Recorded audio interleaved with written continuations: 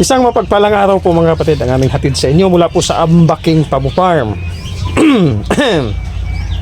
Kung nakikita nyo, ayan, shader po yung tawag sa gamit na yan sa aking pagpapabo.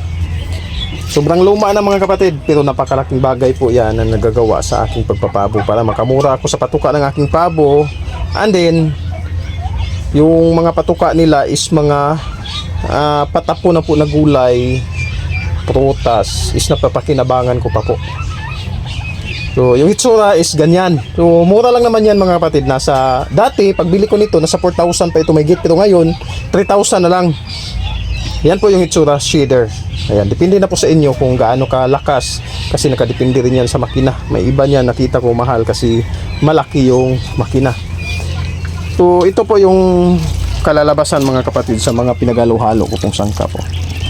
Kita nyo naman, oh, super food. Ako food, sila food, kami food. Ayan. Ayan pa. Ayan.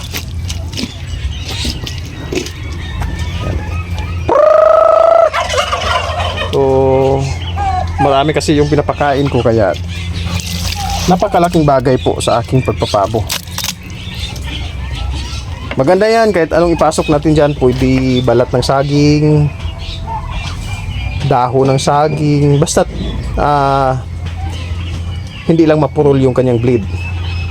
Pwede naman nating hasain para na sa ganun is matalim po, para yung kahit anong ipasok natin dyan sa loob is kayang kaya. Kita nyo naman, napaka tanda na ng mukha, tanda na ng may-ari.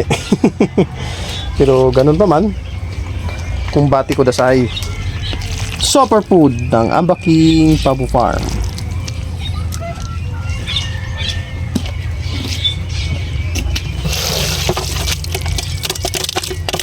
Mga carrots, kalabasa.